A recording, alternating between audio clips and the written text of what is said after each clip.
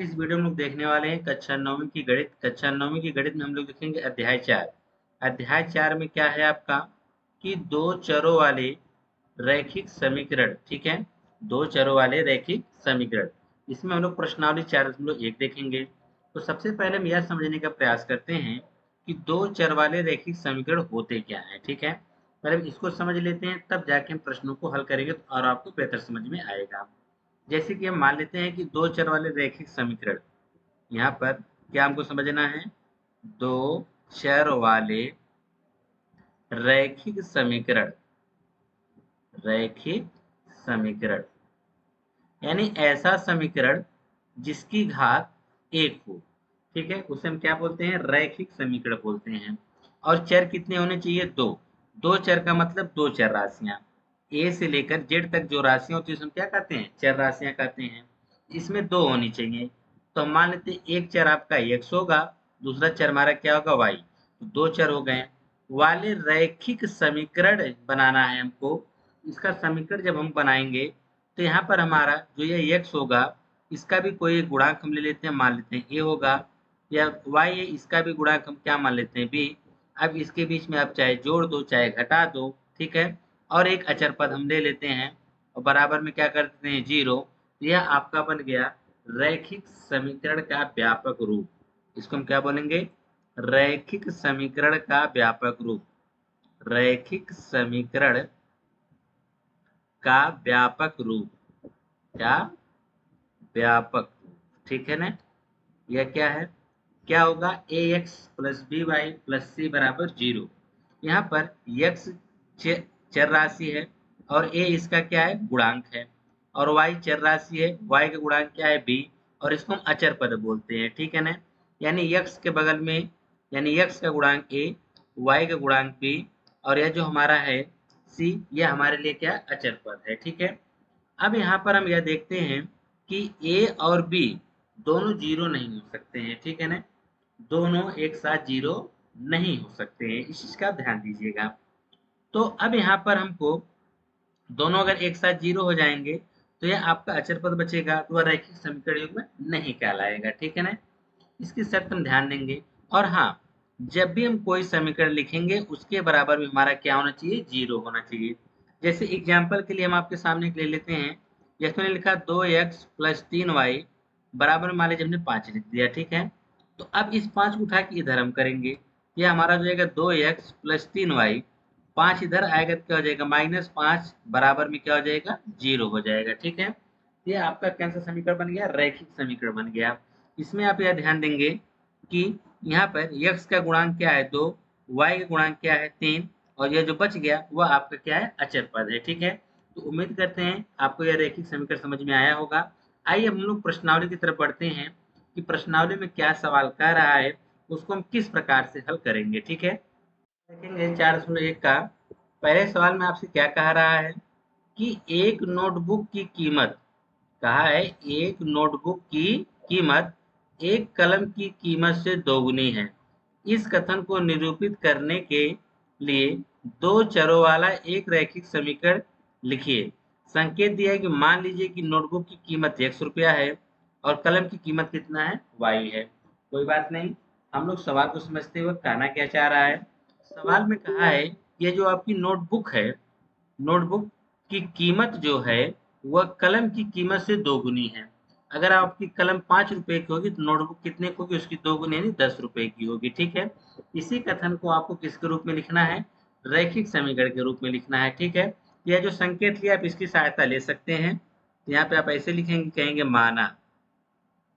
देखिए दोनों के दाम आपको नहीं पता तो आप मान लेंगे, कहेंगे माना नोटबुक की कीमत बराबर, या लिखेंगे क्या लिखेंगे, नोटबुक की कीमत, लिखेंगे नोट बुक की कीमत, नोटबुक की कीमत हम मान लेंगे। तो इसकी कीमत हमने कितना मान लेते हैं, 100 रुपए है। कितना है, 100 रुपए है, ठीक है।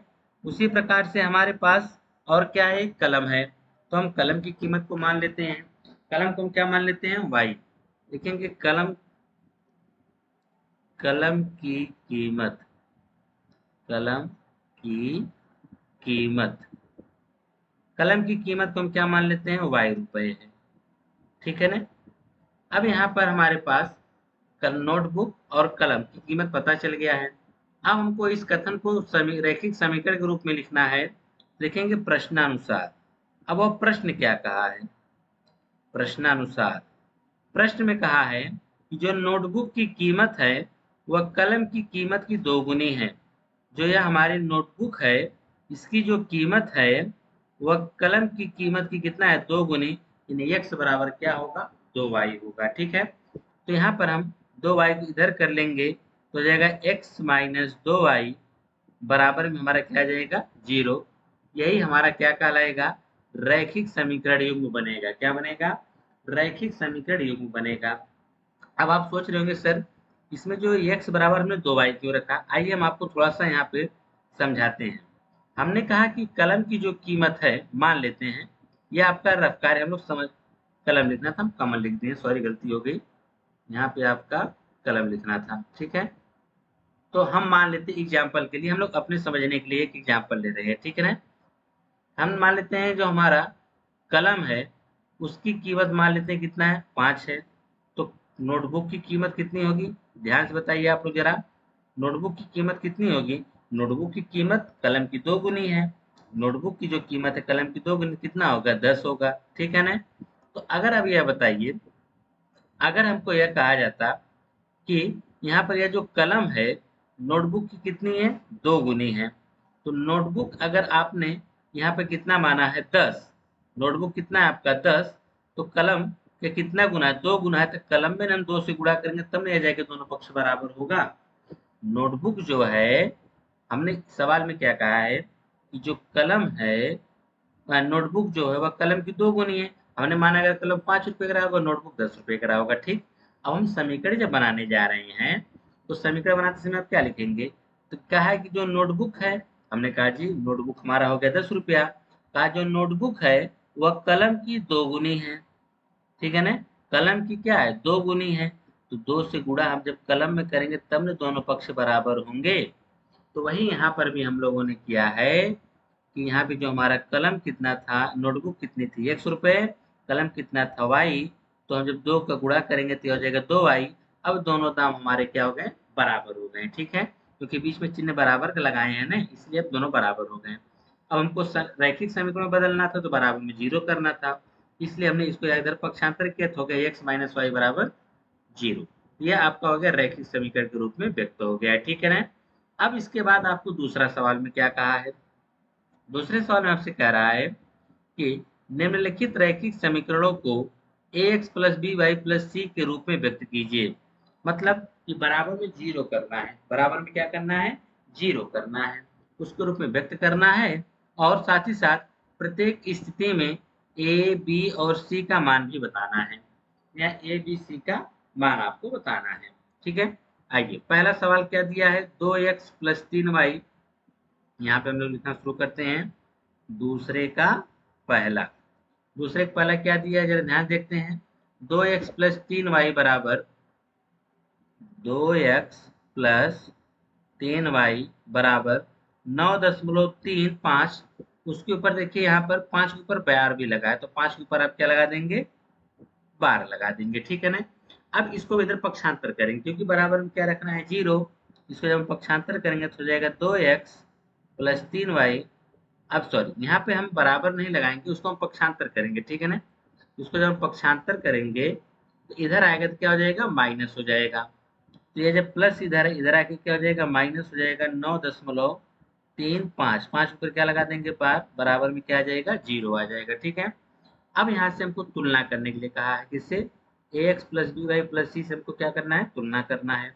आइए तुलना कर देते हैं। जब हम तुलना करेंगे लिखेंगे ax plus b y plus c बराबर 0 से क्या करने पर?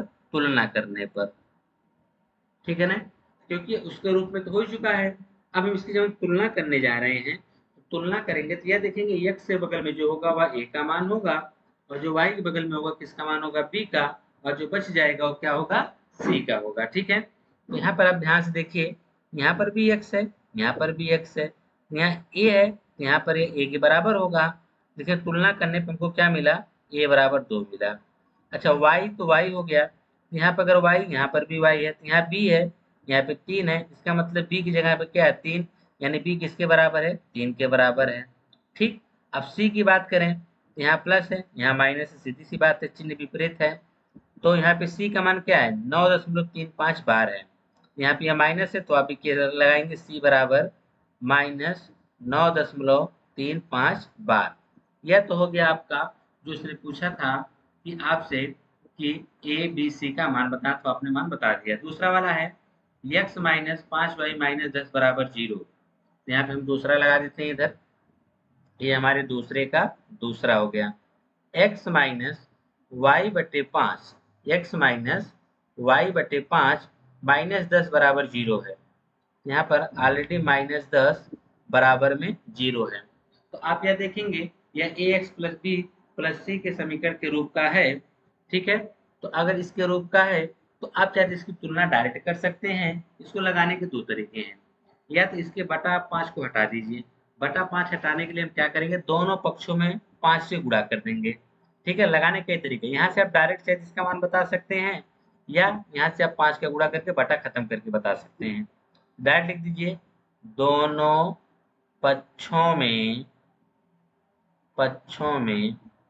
5 से गुणा करने पर जब हम 5 से गुणा करेंगे इधर, तो जगह कोष्टक में x माइनस वाई बटा 5 -10 बराबर 0 गुणे 5 हो जाएगा। ठीक है, हम बटा हटाने के लिए गुणा किए हैं। ठीक है, तो यहाँ से हम लोग 5 के गुणा करेंगे तो क्या हो जाएगा 5x माइनस 5 से 5 कटिए रहेगा y माइनस 10 बचे कितना हो जाएगा 50। यहाँ हो जाएगा 5 के 0 गुणा करेंगे तो 0 हो जाएगा। यहाँ पे आपका है x माइनस वाई माइनस 50 बराबर 0 आ गया। अगर ये 0 आ गया तो लिख सकते हैं ax plus b y plus c बराबर 0 के रूप का है। ठीक है ना। अतः यह एक रैखिक समीकरण तो है ही, के रूप का है। तो गुणांकों की तुलना करने पर गुणांकों की तुलना करने पर गुणांकों की तुलना करने पर ठीक है। अब आप कहेंगे सर पहले दूसरे सवाल में अंतर हो गया। जी बिल्कुल अंतर हो गया, हमने थोड़ा सा इसको अलग तरीके से लगाया है। ठीक है ना। देखिए लिखने में आप लोग अपने हिसाब से लिख सकते हैं। ठीक है, यह गुणांकी तो है इसका, यह x का गुणांक a है, y का गुणांक b है। ठीक है, यह c का है जो अचर पद है आपका। x की जगह पे क्या दिया हुआ है a, सॉरी a की जगह क्या दिया हुआ है 5, तो आप a बराबर क्या लिखेंगे 5। और यहाँ y की जगह पे देखिए, यहाँ y लेकिन यहाँ b है, यहाँ पे b की जगह कुछ नहीं तो क्या है -1 है, एक छिपा रहता है, एक लिखा नहीं जाता, तो चिन्ह कौन सा है माइनस, इसलिए -1 हो जाएगा। तो b बराबर आपका आ जाएगा -1। c बराबर क्या होगा, तो c जगह देखिए क्या है -50 है, तो हो जाएगा -50। एक तरीका यह है। इसका दूसरा तरीका भी है डायरेक्ट, यहाँ पे आप सीधे तुलना करिए, x से बराबर क्या निकलेगा 1 निकलेगा, तो b बराबर -1/5 निकलेगा, और c बराबर -10 आएगा। ठीक है ना। इस तरह से भी आपके बुक में इसका उत्तर दिया होगा। ठीक है, तो लगाने के दोनों तरीके हैं, आप कोई भी तरीका एक चूज कर सकते हैं। ठीक है, आइए तीसरा सवाल क्या दिया है, क्या है -2x प्लस 3y बराबर 6। यहाँ पर दूसरे का जो है तीसरा सवाल कहा है -2x प्लस 3y बराबर में क्या दिया है 6। -2x प्लस 3y बराबर क्या दिया है 6। यहाँ भी आपका भी हो गया -2x प्लस 3y बराबर 6। तो हमको बराबर में क्या लाना है 0, इसलिए 6 को पक्षांतर कर लेंगे, यहाँ पे आ जाएगा -2x प्लस 3y, -6 इधर लाएंगे तो बराबर में क्या आ जाएगा 0। अब तुरंत इसकी तुलना कर दीजिए, लिखेंगे ax plus b y plus c बराबर 0 से तुलना करने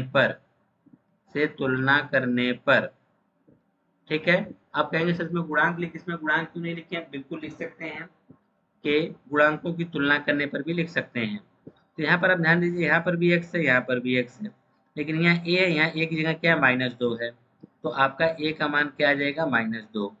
यहाँ पर भी y है, यहाँ पर भी y है, ठीक है ना, सॉरी यहाँ पर भी y है, यहाँ पर भी y है, लेकिन यहाँ b है, यहाँ b की जगह क्या है 3, इसका मतलब b किसके बराबर है 3 के बराबर है। अगर हम बात करें यहाँ c, यहाँ पर भी सी की जगह क्या है -6 है, तो सी का मान क्या आ जाएगा -6 आ जाएगा। ठीक है, यह हो गया आपका दूसरे का तीसरा। इसी प्रकार से हम चौथा सवाल देखेंगे। x बराबर 3y क्या दिया है चौथे सवाल में, x बराबर 3y दिया है। दूसरे का चौथा, x बराबर कितना है 3y है। 3y को इधर पक्षांतर करिए क्योंकि बराबर में 0 लाना है, तो बराबर में आपका क्या हो गया 0। अब फिर तुलना करिए, देखेंगे ax plus b y plus c बराबर 0 से क्या करने पर, तुलना करने पर, से तुलना करने पर। जब हम तुलना करने जा रहे हैं तो हमको क्या नजर आ रहा है, यहाँ x है, यहाँ पर भी x है, लेकिन यहाँ a है, यहाँ पे कुछ नहीं, तो इसका मतलब एक छिपा हुआ है, एक लिखा नहीं जाता है। तो यहाँ पे a बराबर हमको क्या मिल जाएगा 1। अब b बराबर हम ध्यान से देखेंगे तो यहाँ पे y है, यहाँ पर भी y है, लेकिन यहाँ b है, यहाँ पे b की जगह क्या -3 है, तो b का मान क्या होगा -3 बराबर c। c यहाँ पे कुछ नहीं है, इसका मतलब वहाँ पे क्या है 0 है, क्या है 0 है। तो अगर कुछ नहीं शो करेगा तो वहाँ पे c बराबर आप क्या लिख देंगे 0 लिख देंगे। ठीक है, यह तो था आपका दूसरे का चौथा सवाल। आइए पांचवा वाला देखते हैं। दूसरे का पांचवा क्या कहा है, कहा है 2x बराबर -5y। 2x बराबर -5y, 2x बराबर -5y लिखना है। ठीक है ना, 2x बराबर -5y। तो यहाँ पे आपका हो जाएगा 2x बराबर -5y। यह हमारे दूसरे का पांचवा सवाल था। ठीक है ना, ये हमारे दूसरे का क्या था पांचवा, कि 2x बराबर -5y। तो हमारा 2x बराबर -5y हो गया है। ठीक है, अब -5 की तरफ पक्षांतर कर लेते हैं, तो हो जाएगा 2x, माइनस इधर आके प्लस हो जाएगा, तो हो जाएगा 5y बराबर में 0 हो जाएगा। ठीक है, अब हमको a b c का मान बताना है, तो हम क्या करेंगे, इसके गुणांकों की तुलना कर देंगे। लिखेंगे ax plus by plus c बराबर 0 से क्या करने पर, तुलना करने पर, से तुलना करने पर। ठीक है, एक वर्ड और आप जोड़ सकते हैं, रैखिक समीकरण जोड़ सकते हैं यहाँ पर, रैखिक समीकरण। ax plus b y plus c बराबर 0 से क्या करने पर, तुलना करने पर। आगे भी सभी जोड़ लीजिएगा आप लोग। ठीक है, यहाँ पे x है, यहाँ पर भी x है, यहाँ a है, यहाँ एक जगह क्या है 2, a बराबर 2 हो जाएगा। हम b की बात करें, b की जगह पे आगे दिख रहा है 5 दिख रहा है। अच्छा c यहाँ पर है क्या, c नहीं है, तो c का मान क्या हो जाएगा 0 हो जाएगा। अब हम बात करेंगे दूसरे के छठवें क्वेश्चन में। दूसरे का छठवां क्वेश्चन क्या दिया हुआ है, जरा ध्यान देखिए।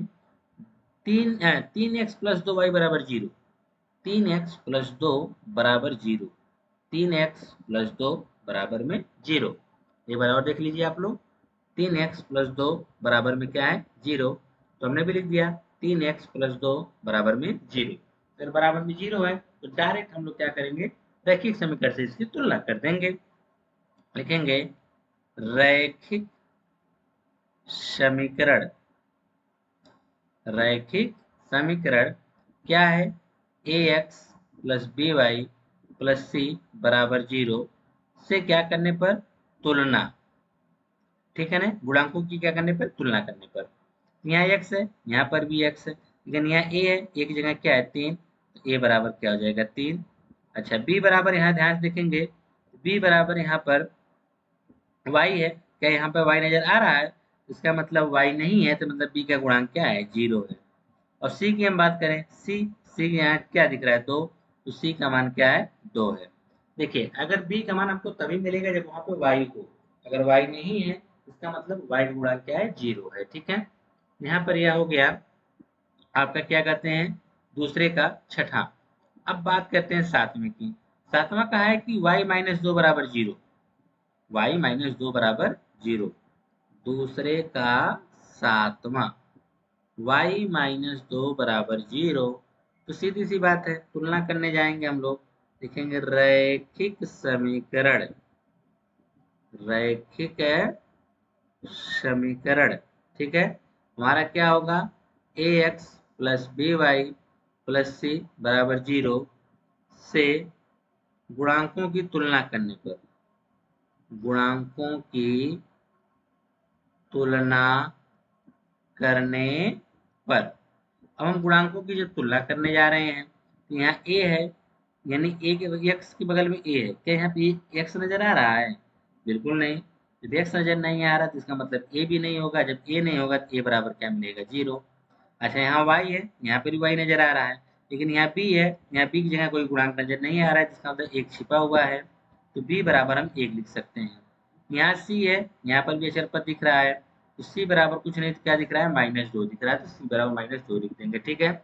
और इस प्रश्नावली का जो आखिरी सवाल होगा वह क्या कह रहा है? 5 बराबर 2x। क्या कहा है? 5 बराबर 2x। यहाँ पर हमारा हो जाएगा 8वां सवाल। कहा है 5 बराबर 2x। ठीक है ना? अब सोचिए कि इसको हम कैसे क्या करेंगे।